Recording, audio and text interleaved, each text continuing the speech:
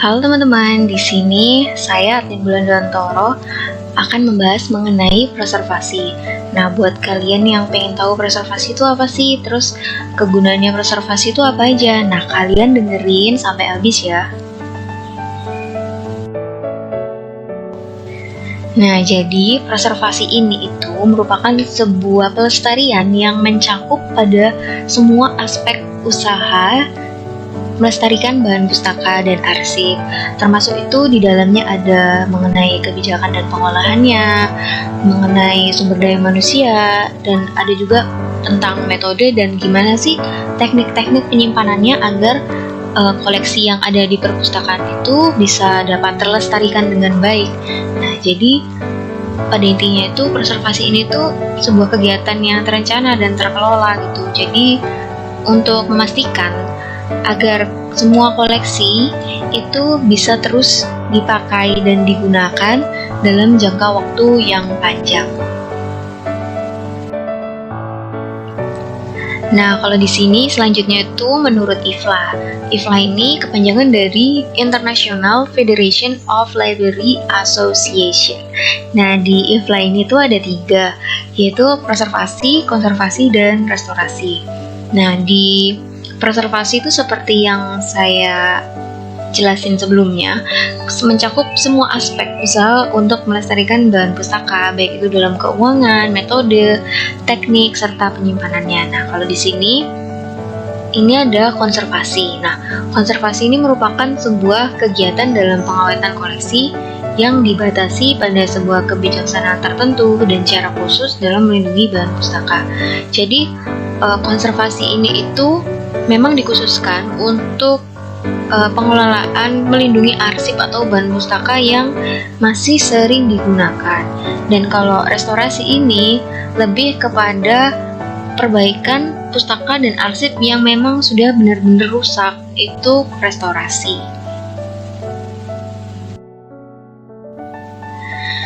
Nah, selanjutnya di sini ada penjelasan lagi dari IFLA tahun 1986.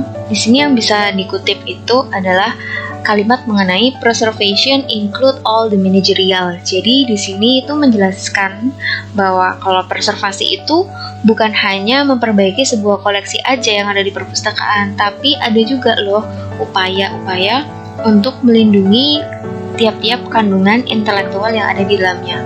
Nah, kandungan intelektual ini itu bukan hanya berarti semua koleksi yang ada di perpustakaan, tapi juga mengandung bagaimana pengelolaan sumber daya manusianya, yaitu pustakawan. Nah, kalau pengelolaan sumber daya manusianya dapat diatur dan dikelola dengan baik, maka nanti itu setiap kegiatannya dalam tekniknya, metodenya, dalam menangani pelestarian bahan pustaka itu dapat berjalan dengan baik. Jadi preservasi ini tuh perlu diingat ya, bukan hanya mengenai teknis untuk melindungi bahan koleksi pustaka, tapi juga bagaimana pengelolaan terkait sumber daya manusianya juga. Nah, sesuai dengan penjelasan IFLA sebelumnya, ada beberapa tugas manajerial yang perlu teman-teman tahu. Yang pertama itu ialah mengatur segala kebijakan dan strategi di perpustakaan. Kemudian yang kedua adalah digitalisasi koleksi. Kemudian yang ketiga ada perencanaan penanggulangan bencana. Yang keempat ada keamanan pustaka, dan yang kelima adalah bagaimana kebijakan pengembangan koleksi dari perpustakaan itu sendiri. Nah, dari beberapa tugas manajerial tadi, di sini bakal difokusin pada salah satunya, yaitu bagaimana perencanaan penanggulangan bencana. Nah, di sini ada manajemen bencana. Jadi, manajemen bencana itu apa? Manajemen bencana ini bagaimana mengelola dampak bencana agar dampaknya itu kalau terjadi bencana itu tidak terlalu besar. Kayak gimana pencegahannya pada perpustakaan yang kita naungi. Jadi kan kalau ada bencana yang ditimbulkan oleh alam dapat menyebabkan penghapusan catatan atau koleksi itu secara tiba-tiba, kayak misalkan terjadi sebuah bencana ya, gempa bumi, banjir, ataupun gunung meletus. Nah, seringkali kalau di lingkungan kita tuh kan kadang tuh kan kalau hujan terus banjir tiba-tiba. Nah, kalau misalnya banjir bagaimana? Dan kalau misalnya koleksinya basah, terendam air tuh penanganannya itu seperti apa? Nah, di sini ada beberapa penanganan sebelum terjadinya gempa. Salah satunya itu yang pertama ini pencegahan. Pencegahannya itu bisa dilihat dari pemeriksaan bangunan. Apakah bangunan yang didirikan untuk perpustakaan tersebut itu sudah memenuhi kualifikasi anti gempa atau semacamnya. Kemudian pembuatan backup data. Yang kedua adalah tanggapan. Nah, tanggapan ini tuh dilakukan pada pelatihan staf. Bagaimana caranya kita membimbing staf-staf yang ada dalam perpustakaan tersebut ketika terjadi sebuah bencana. Dan memprioritaskan pada koleksi yang langka, kemudian penyelamatan koleksi. Kemudian yang ketiga adalah reaksi. Reaksi ini digunakan untuk bagaimana menentukan sebuah kebijakan atau langkah-langkah prosedural. Dan yang keempat adalah pemulihan. Nah, pemulihan ini tuh digunakan untuk penetapan dan pelaksanaan program memperbaiki lokasi. Jadi misalnya kalau bangunannya memang sudah benar-benar terdampak parah, itu akan dilakukan manajemen dalam pemulihan untuk memperbaiki seluruh koleksi yang terdampak oleh bencana alam. Nah, yang selanjutnya ini ada pengelolaan sumber daya manusia. Jadi, pengelolaan sumber daya manusia ini merupakan memang kegiatan yang ditujukan untuk mengembangkan pengetahuan, kompetensi, sikap, dan perilaku sumber daya manusia dalam kinerja pustakawan. Berdasarkan tujuannya sendiri itu, pengembangan SDM ini dapat diklasifikasikan menjadi 3, yaitu training, education, dan development.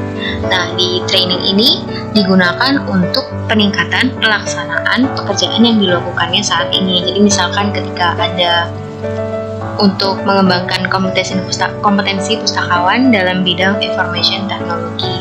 Kemudian yang kedua ada education, digunakan untuk mengeksplor pustakawan lebih baik dalam sikap maupun keterampilannya.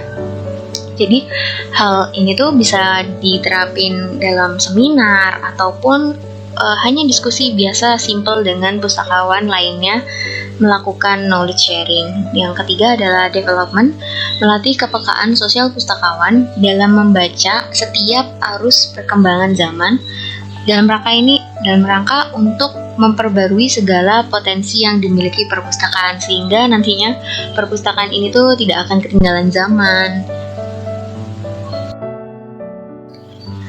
Nah, kemudian pada preservasi digital ini merupakan salah satu tugas dari manajerial tadi ya. Ada preservasi teknologi, ada refreshing, migrasi, dan emulasi. Nah, untuk preservasi teknologi sendiri ini tuh merupakan sebuah pengelolaan khusus pada software dan hardware untuk menjalankan sebuah materi digital.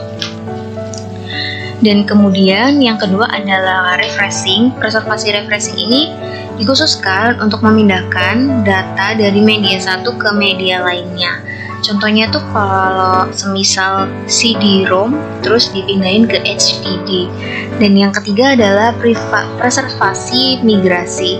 Nah, preservasi migrasi ini itu merupakan kegiatan konfigurasi data digital tapi tanpa mengubah isinya. Jadi kalau kalian belum tahu konfigurasi data itu apa, konfigurasi data itu merupakan sejenis pemindahan media ke media yang lebih baru. Jadi kayak misal kalau dulu kan orang tuh menyimpan segala informasi itu ke disket. Di disket itu kan yang kotak besar itu, kemudian dipindahkanlah upgrade-nya itu ke CD. Jadi koleksinya, isinya yang ada di dalam itu tidak berubah sama sekali, namun yang berubah itu hanya tempat media koleksi penyimpanannya. Kemudian yang ketiga adalah preservasi emulasi. Nah, preservasi emulasi ini merupakan pembuatan pemrograman pada komputer secara berkala agar dapat terus membaca data dari berbagai versi. Jadi kalau bisa dibilang itu emulasi ini seperti upgrade di komputer gitu. Jadi ada upgrade 1, upgrade 2, dan seterusnya. Nah, hal ini kenapa? Karena setiap teknologi itu kan selalu ada yang terbaru dan kita perlu update untuk dapat membuka isi dari koleksi tersebut secara digital. Nah, itu tadi segala penjelasan materi terkait preservasi yang bisa aku sampaikan. Semoga semua informasinya bisa membantu kalian waktu UTS dan kalian bisa explore lebih banyak lagi sih terkait preservasi dari beberapa jurnal-jurnal di ResearchGate ataupun yang lainnya. Mungkin ada jurnal yang aku saranin itu Digital Preservation Practice, ada di ResearchGate kalau nggak salah. Jadi kalian bisa belajar lebih banyak lagi dan semoga nanti hasil nilai UTS-nya dapat hasil yang memuaskan.